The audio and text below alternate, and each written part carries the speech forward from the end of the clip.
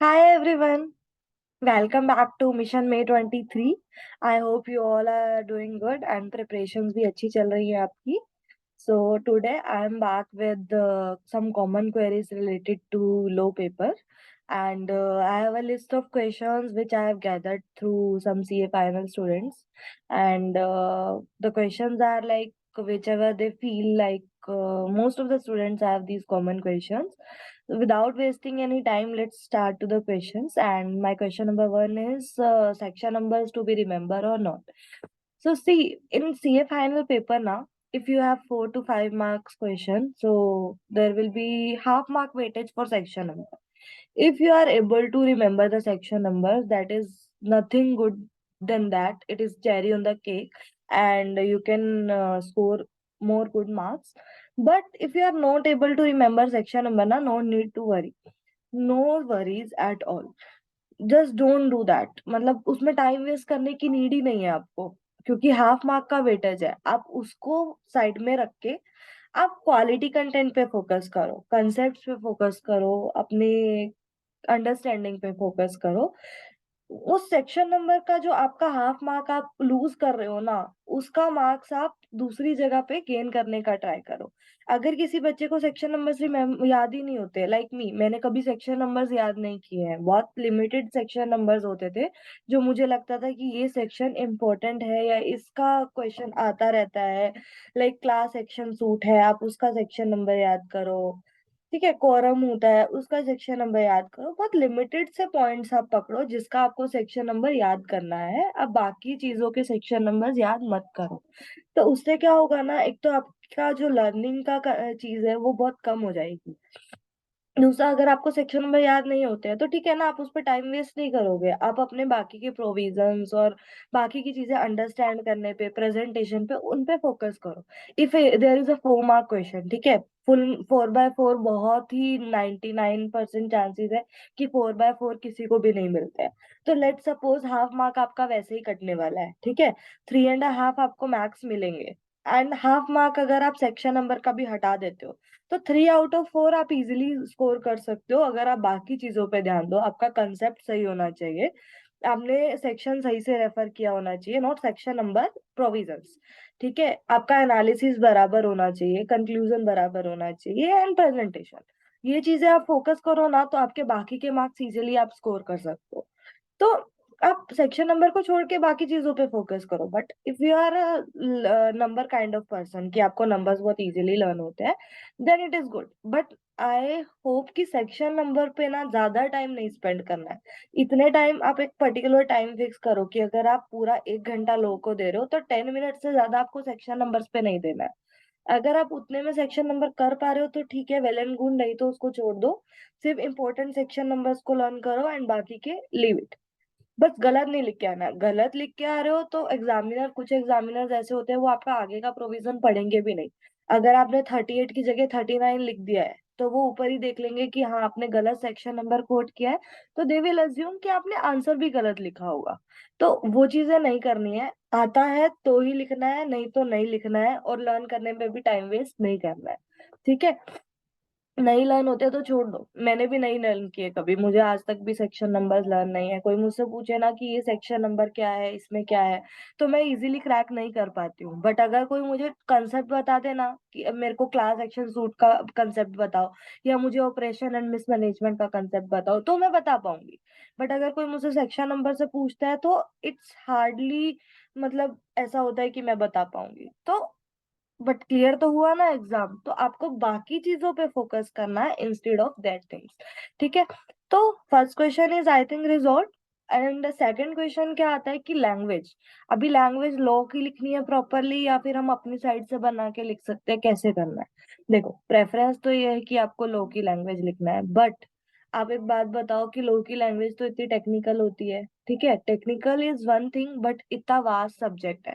तो आप पूरा लो की लैंग्वेज को रट्टा तो नहीं मार सकते, लर्न भी नहीं कर सकते. तो आपको क्या करना है, कीवर्ड्स पे फोकस करना है. सिर्फ कुछ कीवर्ड्स उठाने हैं उसमें से जो आपको लर्न करने हैं. लाइक वो लर्न हो जाते हैं जब आप उसको 2-3 बार रीड करते हो ना, तो वो कीवर्ड्स आपके माइंड में ऑटोमेटिकली फिट हो जाते हैं. तो वो कीवर्ड्स पे फोकस करना है, लैंग्वेज खुद से बनानी है. कीवर्ड्स, लिमिट्स, जो ये चीजें होती हैं उन पे फोकस करो। लैंग्वेज देखो कोई भी होगा ना, इवन मैं आज के टाइम पे किसी लॉ के टीचर की भी बात करूँ तो भी वो बिल्कुल डिटो लैंग्वेज लर्न करके पूरे पेपर में नहीं लिख पाएंगे, ठीक है। तो यही बोलूंगी कि क्वेश्चन बैंक्स रेफर करो, उसमें से आप जब आंसर्स को 2-3 बार पढ़ते हो तो आपको वो लैंग्वेजेस ना थोड़ी थोड़ी अपने आप से ही माइंड में आ जाती है, और 100% कोई भी मैच नहीं कर पाएगा। तो जितना मैक्सिमम कर सकते हो उतना करो। बट ये भी नहीं है कि बिल्कुल लेमैन लैंग्वेज लिखनी है आपको, 11th 12th के स्टूडेंट्स नहीं हो, अब आप सीए फाइनल में हो, तो थोड़ा सा वो काइंड ऑफ आपसे इंग्लिश का जो है वो काइंड ऑफ लैंग्वेज आपसे एक्सपेक्ट की जाती है, और वो कब आएगी जब आप कीवर्ड्स पे फोकस कर लोगे। बाकी तो ग्रामर ही है, वर्ब्स इधर उधर करने हैं, वो आप इजीली कर सकते हो, ठीक है। तो वो चीजों पे फोकस करो, तो लैंग्वेज का रिजोल्व हो जाएगा। थर्ड थिंग आती है, थर्ड जो क्वेश्चन मेरे पास आता है कि प्रेजेंटेशन कैसे करना है एग्जाम में। सी, अभी ना प्रेजेंटेशन डिपेंड करता है कि आपके पास 2 मार्क्स का क्वेश्चन है, 3 मार्क्स का है, 4 का है, 5 का है, उसके ऊपर प्रेजेंटेशन डिपेंड करता है। 2 मार्क्स का क्वेश्चन तो आता नहीं है, अब आप बोलोगे 2 मार्क्स का क्वेश्चन कैसे आया। तब 4 मार्क का क्वेश्चन होता है, उसमें पार्ट बना देते हैं कि 2 मार्क का ये पार्ट, 2 मार्क का ये पार्ट। तो अब उसमें कैसे करना है, अगर तो पार्ट ऐसे बने हैं कि वो कंसेप्ट एक है, बट उसमें आपसे 2 क्वेश्चन पूछ लिए कि ये केस हुआ तो क्या होगा, ये केस हुआ तो क्या होगा, तो उसमें आपको क्या करना है ना, सबसे पहले पूरा लॉ एक्सप्लेन कर दो। पूरा लॉ एक्सप्लेन कर दो, जो भी आपके रेलिवेंट सेक्शंस है उसकी लेंथ पे मत जाना, बट लॉ पूरा एक्सप्लेन करना, चाहे वो 2 लाइन में हो रहा है चाहे वो 4 लाइन में हो रहा है, वो आप एक्सप्लेन करो। देन उसके बाद अगर आपके 2-2 मार्क्स के ही पार्ट है, 2 मार्क्स के, 3 मार्क्स के, देन पूरा लॉ एक्सप्लेन करने के बाद आप स्ट्रेट अवे पार्ट 1 स्टार्ट करो, उसमें थोड़ा सा एनालिसिस दो अपना, एंड देन 1 लाइन में आप कंक्लूजन दो, दैट्स इट। इतना आप कर सकते हो। देन सेकंड पार्ट, थोड़ा सा एनालिसिस दो, 1 लाइन में conclusion, that's it. 2 marks, 2 marks. अगर आपके पास 3 मार्क्स का आता है तो आप कैसे करोगे, पहले आपको लॉ एक्सप्लेन करना है। देखो लॉ तो ना हमेशा एक्सप्लेन करना है, चाहे वो 2 मार्क का है, चाहे 3 का है, 4 का, कितने भी मार्क्स का क्वेश्चन है, लॉ एक्सप्लेन करने में कंजूसी नहीं करनी, ठीक है। लो हमेशा अच्छे से पूरा एक्सप्लेन करना है। अगर आपसे सेक्शन नंबर 151 पूछा गया है तो आपको पूरा 151 लिखना है अपनी लैंग्वेज में, ठीक है। वो पूरा एक्सप्लेन करना, उसमें कंजूसी मत करना, क्योंकि वही आपको मार्क्स ज्यादा दिलाता है अगर आपने लो अच्छे से एक्सप्लेन किया। देन आपको जो एनालिसिस और कंक्लूजन देना है ना, आपको वहां पे कॉम्प्रोमाइज करना होता है depending upon the marks. 2 marks का है तो आप उसको शॉर्ट में थोड़ा लिखो, 3 मार्क्स का है तो एनालिसिस की हेडिंग अलग दो, फिर कंक्लूजन की हेडिंग अलग से दो। 4 मार्क का है तो थोड़ा सा उसमें और एडिशन कर दो कि एक फैक्ट्स भी ऐड कर दो। सबसे पहले आप प्रोविजंस लिखो, पूरे प्रोविजंस एक्सप्लेन करो, देन आप फैक्ट्स दो कि इस क्वेश्चन में हमसे ये पूछा है उन्होंने। वहां पे पूरा क्वेश्चन कॉपी नहीं करना है, अपनी लैंग्वेज में 2 लाइन में बहुत शॉर्ट एंड सिंपल वे में आपको उनको बताना है कि इस क्वेश्चन में हमसे ये पूछा है। Then third part is analysis. अब एनालिसिस में आपको क्या करना है ना, जो आपने लो एक्सप्लेन किया एंड जो आपसे क्वेश्चन में पूछा, जो आपने फैक्ट्स एक्सप्लेन किए, उन दोनों का आपस में आपको लिंक कर देना है कि ये हमारा लॉ था, ये हमसे पूछा गया है, और इस सिचुएशन में हम उस लॉ को कैसे अप्लाई कर रहे हैं। तो this is the application of law. And then fourth आपको क्या देना है, कंक्लूजन। अभी कंक्लूजन में कैसे देना है ना, तो आपको अगर आपका 3 मार्क्स का या 4 मार्क्स का क्वेश्चन है तो 1 लाइन में कंक्लूजन दे दो, अदरवाइज आपको 2 to 3 लाइंस में कंक्लूजन देना है, बट जो स्टिल जो मेन कंक्लूजन है वो आपका एक लास्ट लाइन में कवर होना चाहिए, और वो अंडरलाइंड होना चाहिए। क्योंकि हमारे यहाँ पे क्वेश्चंस कैसे आते हैं, बिल्कुल केस स्टडी बेस्ड होते हैं, तो उसमें आपसे पूछा जाता है दिस इज वैलिड और नॉट, दिस इज एक्सेप्टेबल और नॉट, तो आपका लास्ट में ना जो क्वेश्चन की लैंग्वेज है, वो वैलिड पूछ रहा है तो आपको आंसर में लिखना है yes it is valid, yes no it is not valid. अगर वो आपसे पूछ रहा है कि मैनेजमेंट कंटेंशन इज करेक्ट और नॉट, मतलब जो आपका लास्ट का कंक्लूजन होना चाहिए ना, वो आपके क्वेश्चन के लैंग्वेज से मैच होना चाहिए। अगर वो कंटेंशन वर्ड यूज कर रहा है तो आपको लास्ट में कंटेंशन से आंसर देना है, अगर वो वैलिडिटी पूछ रहा है तो वैलिडिटी में देना है, एक्सेप्टेंस पूछ रहा है तो एक्सेप्टेंस में देना है। तो लास्ट में एक वो कंक्लूजन होना चाहिए। और प्रेजेंटेशन की सबसे मेन बात, देखो पेजेस में कंजूसी नहीं करने का। हम इंस्टीट्यूट को पूरे पैसे दे रहे हैं, एग्जाम फी दे रहे हैं, हम उसको पूरा वसूलेंगे। अगर आपको खुला खुला लिखना है ना, थोड़ा लूज लूज लिखो कि एग्जामिनर को पढ़ने में दिक्कत नहीं होनी चाहिए। जब मैंने पेपर चेक किए तो मुझे कुछ लगा कि कुछ बच्चों के ना आंसर्स बहुत सही होते थे, बिल्कुल लैंग्वेज भी प्रॉपर होती थी, बट वो इतना चिपका चिपका के लिखते थे ना कि वो मुझे पढ़ने में दिक्कत होती कि कंक्लूजन किधर है, एनालिसिस किधर है। तो आपको क्या करना है ना, हेडिंग्स बनाओ। पहला हेडिंग बनाओ, प्रॉपर हेडिंग लिखो, रेलिवेंट प्रोविजंस। देन आप पूरा प्रोविजंस एक्सप्लेन करो, उसको भी ट्राई हो सकता है तो पैराग्राफ्स एंड पॉइंट्स में ब्रेक डाउन करो। सेकंड, फिर आप एक लाइन ड्रॉप करो एंड देन उसके बाद आप लिखो कि ये आपका फैक्ट्स ऑफ द केस है, वो भी हेडिंग बना दो, facts of the case. Then 2-3 line में वो लिखो, देन फिर एक और लाइन ड्रॉप करो। फिर उसके बाद आप एनालिसिस लिखो, एनालिसिस को भी फिर आप हेडिंग डाला एनालिसिस या फिर जो भी आपको सूटेबल हेडिंग लगती है वो लिखो। एंड देन आप उसके बाद लिखो कि आपके एनालिसिस में ये पॉइंट्स आ रहे हैं। ठीक है, तभी आप वो लिखो, तभी भी उसको भी ट्राई करो पैराग्राफ्स और पॉइंट्स में जितना ब्रेक डाउन कर सकते हो। देन फिर एक लाइन ड्रॉप करो, फिर कंक्लूजन की हेडिंग डालो, कंक्लूजन लिखो एंड जो मेन कंक्लूजन है वो आपका अलग से हाईलाइट होना चाहिए लास्ट में। हाईलाइट ऐसे नहीं, हाईलाइटर नहीं लेके बैठना है वहां पे, क्योंकि हाईलाइटर एंड कोई और कलर का पेन आपको अलाउड भी नहीं है। तो आपको क्या करना है, उसको अंडरलाइन करके आना है प्रॉपरली। ठीक है, पेंसिल से नहीं, पेन से ही अंडरलाइन करना है, जो लास्ट में आपका कंक्लूजन होगा। And one more thing about underlining, जो आपके कीवर्ड्स हैं या फिर जहाँ पे आप लिमिट्स लिखोगे कि इतने मेंबर्स अलाउड थे, इतना quorum अलाउड था, जो भी था, उसको भी आप अंडरलाइन करो। और एनालिसिस में भी अगर आपको लगता है ना कि आपने कुछ एक मेन एनालिसिस दिया है जो आपको लगता है कि एग्जामिनर उसको देखे, तो वो चीज आप अंडरलाइन करके आओ। ठीक है, इससे क्या होता है ना, देखो अभी एक एग्जामिनर है, उसके पास एक पेपर चेक करने के लिए कितना ही टाइम होता होगा, एवरेज भी मैं मान के चलूँ तो हाफ एन आवर। ठीक है, आपने वो पेपर लिखने में 3 घंटे लगाए हैं और उसको वो हाफ एन आवर में चेक करना है। अगर उसको वो हाफ एन आवर में चेक करना है, वो पूरा पेपर कितनी जल्दी पढ़ पाएगा ना। तो वो उसको थोड़ा स्पीड अप करना होता है, और जितना आप एग्जामिनर के लिए इजी करोगे ना पेपर चेक करना, उतना आपके लिए बेनिफिशियल है। अगर एग्जामिनर को बहुत ज्यादा मेहनत करनी पड़ेगी ना आपका पेपर चेक करने में, कि ढूंढनी पड़ रही है एक एक चीज किधर है किधर है, तो वो आपको चांसेस है कि थोड़े कम मार्क्स दे। वैसे तो एग्जामिनर पार्शियलिटी नहीं करते हैं, but it's a mind game. तो उसके लिए जब आप इजी बना दोगे ना चीजें, कि उसको जो जो पॉइंट्स चाहिए ना, वो क्या करते हैं, सजेस्टेड आंसर्स में देखते हैं कि हाँ ये कीवर्ड्स है, ये मेन पॉइंट्स है, ये आपके आंसर में है या नहीं है। तो अगर वो आप हाईलाइट ही करके दे दोगे, अंडरलाइन ही करके दे दोगे, तो उसको मेहनत ही नहीं करनी पड़ेगी। हो सकता है कि वो बाकी का आंसर आपका रीड भी ना करे पूरा अच्छे से, रीड वो करेगा बट इतना नहीं है कि वो बहुत डीपली नहीं जाएगा।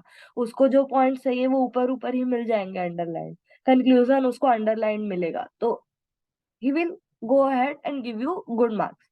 So this is the main trick for presentation which I have followed. उसके बाद नेक्स्ट क्वेश्चन, जो फोर्थ क्वेश्चन मेरे पास आता है, वो आता है कि आंसर की लेंथ कितनी होनी चाहिए। देखो प्रेजेंटेशन वाइज मैंने आपको बता दिया कि कैसे, अगर 2 मार्क्स का है, 3 मार्क्स का है, तो आपको कैसे लिखना है। बट अभी अगर हम बात करें कि आंसर की लेंथ कितनी होनी चाहिए, देखो आईसीएसआई आईसीएआई जो भी है, ये हमारी प्रोफेशनल बॉडीज, ये क्या करती हैं, ये कंसेप्ट पे चलती है क्वालिटी ओवर क्वांटिटी। ये बीकॉम का एग्जाम नहीं है कि अगर आपके पास 10 मार्क्स का क्वेश्चन आया है और आपने 7 to 8 पेजेस भर दिया तो आपको 10 मार्क्स में से 9 या 8 मिल जाएंगे। It's a CA professional course and उसका पेपर है ये, तो बहुत आपको ध्यान से करना पड़ेगा। तो it's a quality based paper, not quantity. आपको क्या करना है ना, आपको अपनी बात अच्छे से समझानी है सामने वाले को। फर्क नहीं पड़ता कि आप 1 पेज में समझा रहे हो या आप 2 पेज में समझा रहे हो। ऐसा भी नहीं है कि 3-4 पेज लिख देने, वो एग्जामिनर नहीं पढ़ेगा, क्योंकि 4 मार्क्स के लिए आप 2 पेज से ऊपर नहीं लिख सकते हो। ठीक है, थोड़ा सा खुद से भी कॉमन सेंस लगानी है इतनी। तो आपको ना क्वालिटी देनी है उसको। अगर मान लो एक सेक्शन है जो सिर्फ 2 ही लाइन का है, तो आप उसमें 4 लाइन कहाँ से लिखोगे ना, लिख ही नहीं पाओगे। हाँ ये है कि आप अपनी लैंग्वेज में कुछ भी लिखोगे तो आप लिख सकते हो, बट उनको क्वालिटी चाहिए। अगर वो 2 लाइन का सेक्शन है ना, तो 2 या 3 लाइन में आपको भी खत्म करना है कीवर्ड्स और टेक्निकल वर्ड्स डाल के उसके अंदर। ठीक है, तो क्वालिटी पे फोकस करना, क्वांटिटी मत देखना। और क्वालिटी में भी कैसे, कि ऐसा कंजूसी नहीं करनी कि 2 नंबर का क्वेश्चन है तो हम उसमें लो थोड़ा कट करके लिख देते हैं, नहीं, पूरा लो लिख के आओ। अपनी बात पूरी करके आनी है, ये नहीं देखना कि 2 नंबर का क्वेश्चन है या 4 नंबर का क्वेश्चन है। ठीक है, बट ऐसा भी नहीं है कि 2 नंबर में आप लगे हुए हो 3-3 4-4 पेज लिखने। थोड़ा सा वो कॉमन सेंस लगानी है, बट कंप्लीट करके आना है उसको। आंसर लिखने में कंजूसी नहीं करनी है, अपने थॉट्स को लिमिट नहीं करना है, सेक्शन को लिमिट नहीं करना है। प्रॉपर से बात समझा के आनी है, प्रॉपर से कंक्लूजन्स दे के आने हैं। ठीक है, तो दिस इज आंसर लेंथ, कि क्वालिटी पे फोकस करो, क्वांटिटी पे फोकस नहीं करना है। अगर आपका 5 मार्क का क्वेश्चन आपका एक पेज में भी खत्म हो रहा है ना, but it is correct, then also आपको मार्क्स मिलेंगे। एंड 5 आउट ऑफ 5 भी मिल सकते हैं अगर आपकी लैंग्वेज बहुत प्रॉपर है तो। ऐसा नहीं है, मैंने देखा है बच्चों के 80s 90s में आते हुए भी लोग में आते हैं, मेहनत करनी पड़ती है थोड़ी सी।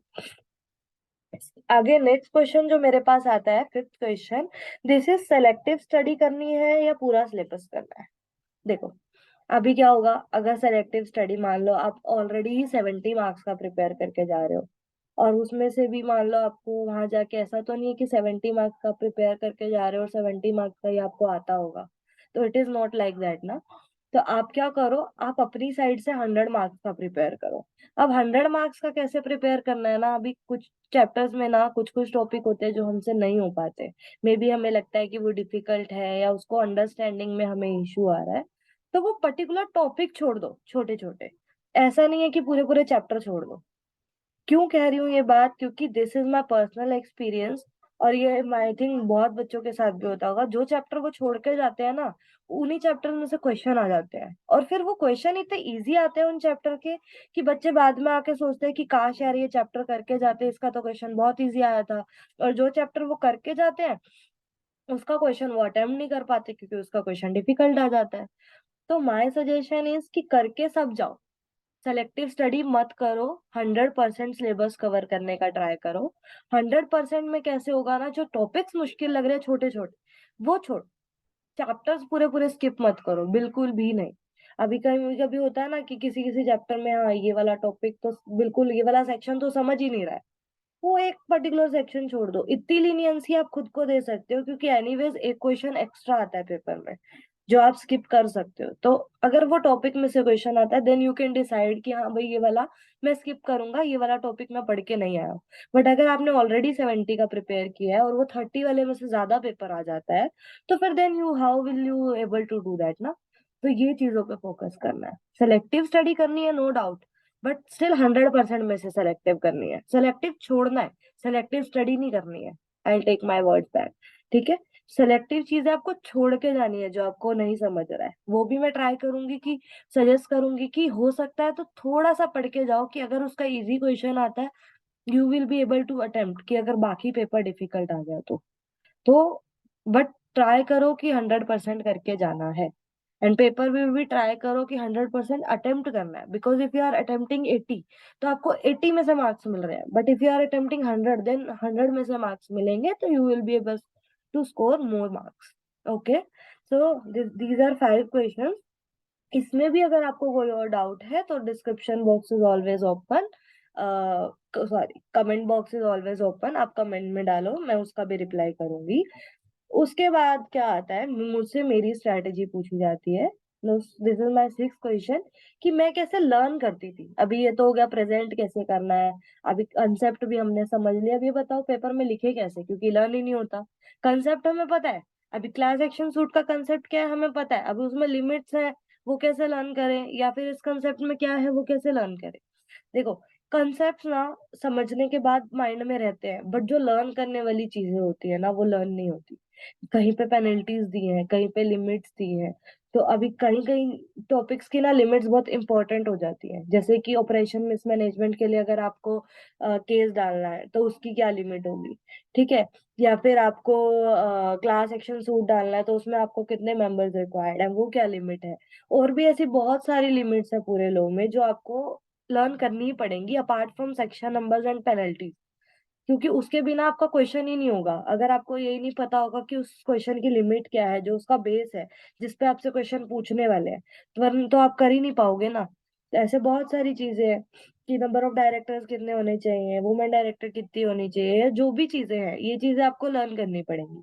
अब वो लर्न कैसे होंगी, कंसेप्ट आपको पता है, वुमेन डायरेक्टर क्या होती है वो आपको पता होगा, स्मॉल शेयर होल्डर क्या होता है वो आपको पता होगा, बट स्मॉल शेयर होल्डर कब होता है, क्या कैसे होता है, उसकी लिमिट्स क्या है, वो सब आपको लर्न नहीं होती। तो वो कैसे लर्न करना है, मैं कैसे करती थी, दिस इज माय एक्सपीरियंस।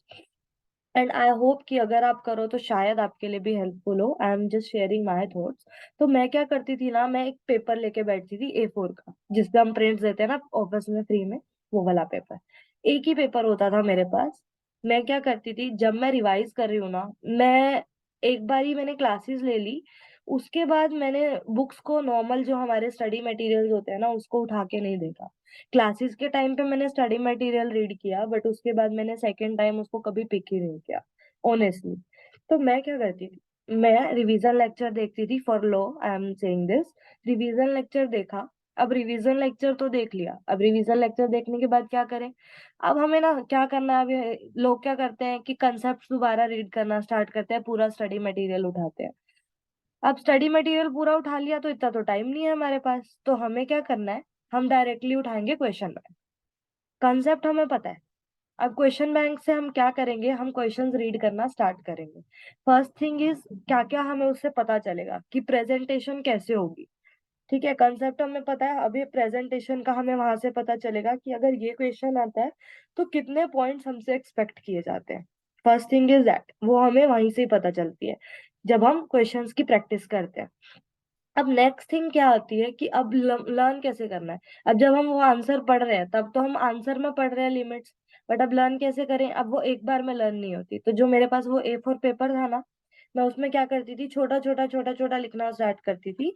सिर्फ वो चीजें जो मुझे लर्न करनी है, जो मुझे अंडरस्टैंड करनी है, वो हो गई, वो मेरे को आती है।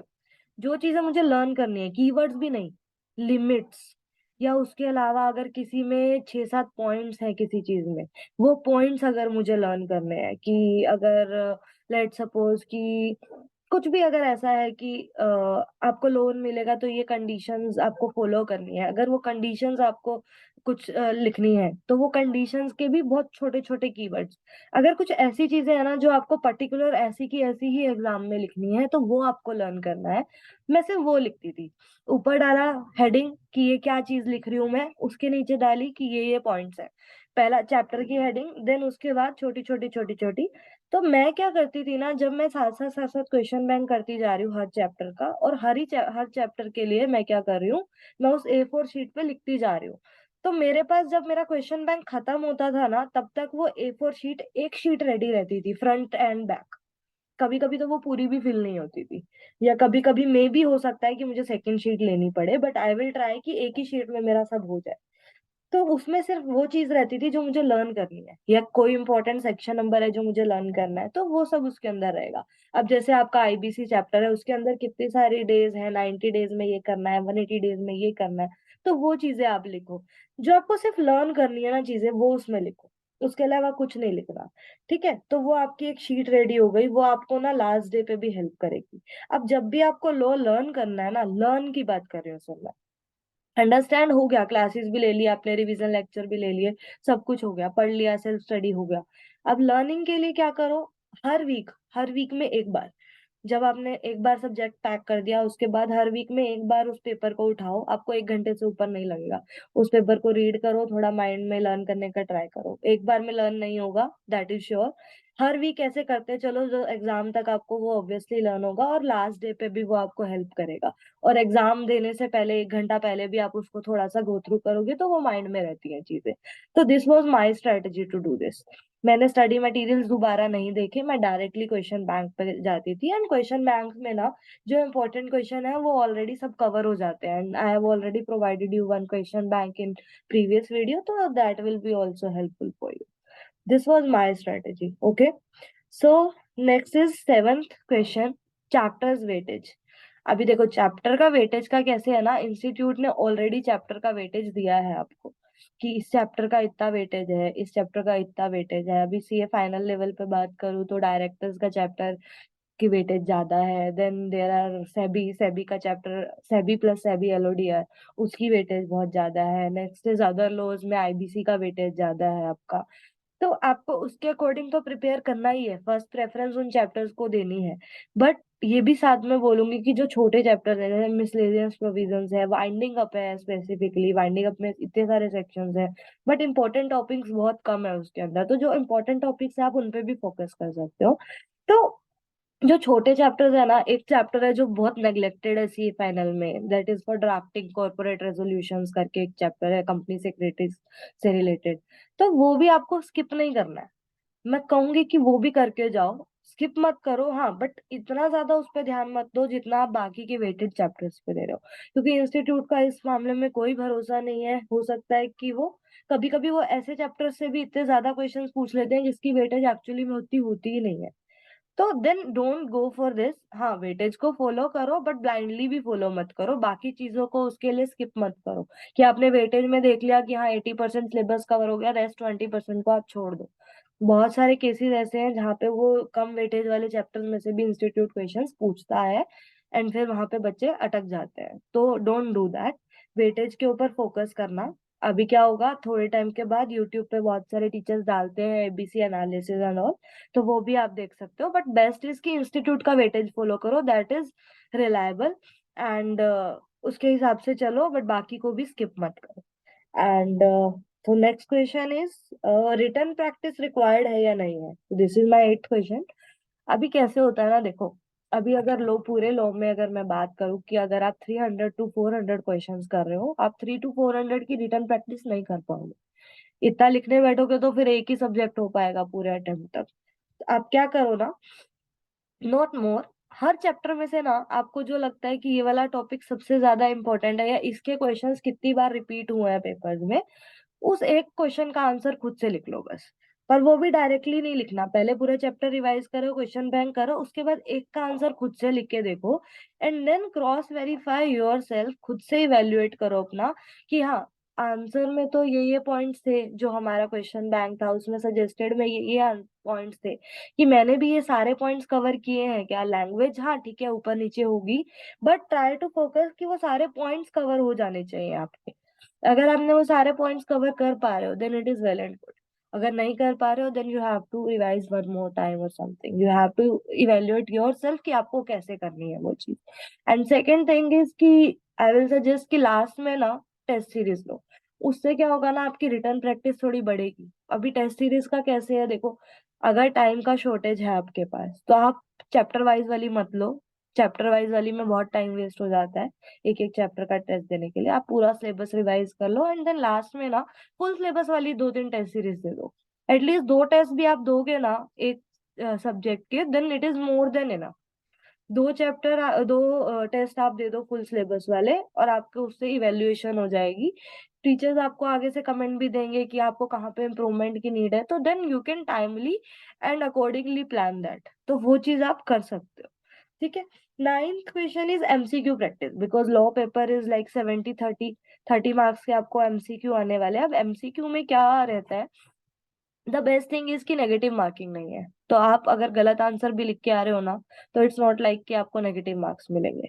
तो फर्स्ट थिंग इज, नहीं आता ना लास्ट में तो भी करके आओ, कुछ भी लिख के आओ उसमें आंसर, बट करके जरूर आओ। एमसीक्यू को तो छोड़ के आने का मतलब ही नहीं है, क्योंकि छोड़ के आ रहे हो तो एनीवेज जीरो है, इससे बढ़िया अटेम्प्ट करके आओ, मे बी वो सही हो जाए। और एक एक मार्क्स की भी बहुत वैल्यू है यहाँ पे, तो एमसीक्यू आप करके जरूर आओ। प्रैक्टिस कैसे करनी है एमसीक्यू की, देखो मैंने जो देखा है ना अभी तक इंस्टीट्यूट का एमसीक्यू का पैटर्न क्या रहता है, जो नॉर्मल क्वेश्चंस हमारे होते हैं ना वो उसको एमसीक्यू में मोल्ड करके पूछता है। वो डायरेक्ट क्वेश्चंस बहुत कम पूछते हैं एमसीक्यूज में भी, केस स्टडी बेस्ड ही पूछते हैं। तो एमसीक्यू के लिए मैं ये बोलूंगी कि अलग से प्रैक्टिस करने की इतनी नीड नहीं है। अगर टाइम है तो करो, बहुत अच्छी बात है, बहुत अच्छी बात है, करो। बट अगर टाइम नहीं है ना तो उसको अलग से करने की नीड नहीं है। मतलब आप नॉर्मल प्रिपरेशन कर रहे हो ना जो, दैट इज इनफ।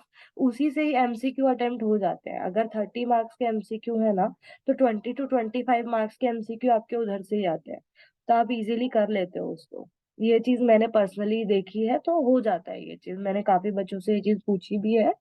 तो I think this is manageable. ऐसा नहीं कि आपको एमसीक्यूज के लिए एक अलग से टाइम देने की नीड है, वो हो जाएगा। और उसके लिए एक स्ट्रेटजी है जो मैं करती थी अपने एग्जाम्स में। मैं क्या करती थी कि स्टार्टिंग में ना सबसे पहले मैं नॉर्मल पेपर को रीड करके छोड़ देती थी। मैं स्टार्ट करती थी अपना पेपर एमसीक्यू से। ठीक है। अभी एमसीक्यू में क्या होता है ना कि कुछ क्वेश्चंस ऐसे होते हैं कि जो हमें प्रॉपरली 100% पता होता है कि इसका आंसर तो यही है, उसका आंसर वही है। ठीक है।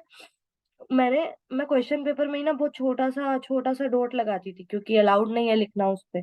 छोटा सा डॉट लगा लेती थी कि हाँ ये वाला मेरे को इसका आंसर ये वाला है, उस पर डॉट लगा दिया। अभी जिन क्वेश्चंस में मुझे डाउटफुल होता था ना, मैं उन क्वेश्चंस को सर्कल कर देती थी कि ये मेरे लिए डाउटफुल है या ये मुझे नहीं आते। बट स्टिल मैं उसके लिए भी डॉट लगाती थी कि अगर मैं इसका आंसर लिखने लगी तो मैं क्या आंसर लिखूंगी। मैं ऑलरेडी उस पर भी डॉट लगा के रखती थी कि अगर मुझे लास्ट में टाइम मिला तो मैं दोबारा उसको देखूंगी कि ये आना चाहिए या नहीं, बट अभी के लिए मेरा आंसर ये है। तो मैं उसको करके रखती थी, तो ऐसे ना मैक्स हाफ आवर में मेरे एमसीक्यूज हो जाते थे। हाँ, बट मैं सर्कल नहीं करती थी अभी। ओएमआर पे सर्कल करते हैं ना, वो नहीं करती थी अभी के लिए। ठीक है, तो उसके बाद मैं अपना पूरा, वो मेरे 30 एमसीक्यूज हो गए 30 मार्क्स के। मैंने डॉट डॉट लगा के छोड़ दिया, डाउटफुल पे सर्कल भी किया कि ये मुझे बाद में दोबारा देखने हैं। ठीक है। उसके बाद मैं अपना रेगुलर पेपर करती थी, क्योंकि दिमाग से ना एमसीक्यू की टेंशन हट गई कि 30 मार्क्स में से एटलीस्ट 15 to 20 तो सिक्योर हो गए, बाकी की जंग लड़नी है अभी। तो नॉर्मल पेपर करो, और ध्यान रखो कि ना पेपर खत्म होने से 15 मिनट्स पहले आपको एमसीक्यू दोबारा उठाना है, 10 to 15 मिनट्स पहले। अगर तो आपका पेपर पहले ही हो गया, जो कि बहुत कम चांसेस होते हैं, तो आप एमसीक्यू पहले उठा लो। अदरवाइज आपको लास्ट के 10 to 15 मिनट दोबारा से देने हैं एमसीक्यू को। तो लास्ट के अगर 10 मिनट्स भी आप एमसीक्यू को दे रहे हो ना, तो जो डाउटफुल है एक बार उसको फटाफट से गो थ्रू करो कि हाँ भाई, आपको लग रहा है कुछ चेंज करना है, नहीं लग रहा है, तो फटाफट से ओएमआर पे उसको फिल कर दो, and then go back to your questions again. क्यों मैंने लास्ट में फिल किया ओएमआर पे? क्योंकि अगर मैं पहले ही फिल कर देती तो फिर बाद में अगर मान लो मेरा एग्जाम जल्दी हो गया, तो मैं उसको दोबारा से रिव्यू करने में ना, थोड़ा ऐसे माइंड को होता है ना कि यार अब तो हो गया, जाने दे। बट मैं उसको छोड़ के रखती हूँ लास्ट के लिए, कि अगर मेरा एग्जाम जल्दी हो गया, मुझे टाइम मिला, तो मैं उसको दोबारा से रिव्यू करके एंड देन फाइनल आंसर्स अपना ओएमआर पे फिल करूंगी। ऐसा ना हो कि मुझे वो हटा हटा के दोबारा से ओएमआर पे फिल करना पड़ रहा है। तो फाइनल आंसर मैं लास्ट के 10 मिनट्स में ओएमआर पे फिल कर देती थी। बट ऐसा भी मत करना कि भूल जाओ ओएमआर पे फिल करना, याद रखना। ऐसे कर सकते हो आप। दिस इज माई स्ट्रेटेजी, सबकी अपनी हो सकती है, जैसे आपको सुटेबल लगे ऐसे कर। ठीक है। इसके बाद I am taking one last question for today. मतलब वन डे बिफोर रिवीजन मैं कैसे करती थी, जो मेरे पास अभी तक के क्वेश्चंस थे उसमें यही लास्ट है। तो वन डे बिफोर रिवीजन का एक तो मैंने आपको बताया, वो मेरा A4 का पेपर।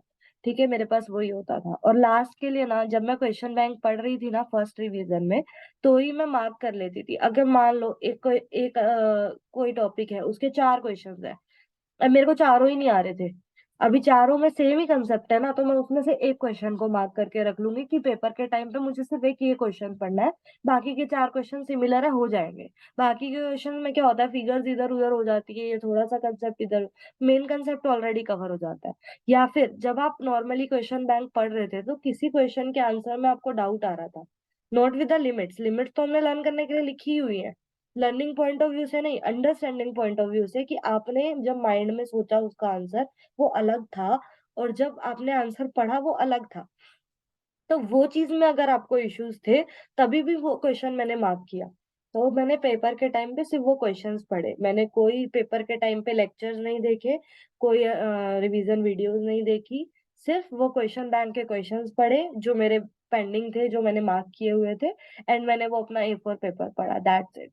1.5 डे में आप इतना ही कर सकते हो, and this is the best strategy for me. और ये सक्सेसफुल रही है मेरे लिए strategy in CA also and in CS also, then I think it will be helpful for you too. So I hope I am able to solve maximum of your queries relating to law paper. So all the best. And और कोई भी query है, कुछ भी है, तो description box में, comment box में आप डालो, मैं आपकी क्वेरी का जरूर रिप्लाई करूंगी। And all the best. I hope मैंने जो जो बातें आज बोली हैं वो कुछ तो हेल्पफुल होंगी आपके लिए। One more thing I want to add in this, कि जब आप क्वेश्चंस रीड कर रहे हो ना, आप डायरेक्टली उसको रीड करना स्टार्ट मत करो, क्योंकि कंसेप्ट आपको ऑलरेडी पता है। तो आप क्या करो ना, apart from the limits, learning part को छोड़ के मैं बोल रही हूँ, कंसेप्ट क्लैरिटी पे बात कर रही हूँ, कि जब आपने क्वेश्चन रीड किया ना, पहले माइंड में उसको सोचो। जैसे वैलिडिटी पे अगर क्वेश्चन है, तो आप माइंड में सोचो कि इसका रीजन ये है, और ये इनवैलिड है या वैलिड है इस रीजन से। देन उसके बाद आप क्वेश्चन को खुद से रीड करो लाइन बाय लाइन आंसर को, कि हाँ, जो जो पॉइंट मैंने सोचे थे वही पॉइंट्स इसमें है कि नहीं। अगर नहीं है तो जो एक्स्ट्रा पॉइंट है उसको भी आप अंडरलाइन कर लो, कि एग्जाम के टाइम पे आपको वो भी रिवाइज करना है। और अगर आपका क्वेश्चन आंसर मैच कर गया जो आपने सोचा था उससे, तो गो अहेड। अदरवाइज उसको मार्क कर लो कि वो एग्जाम के टाइम पे रीड करना है। ठीक है। I hope this is good and sufficient for you, but कुछ भी रह गया है तो please do comment. I will surely reply and I am with you in this. So all the best, guys. Bye bye. Stay tuned.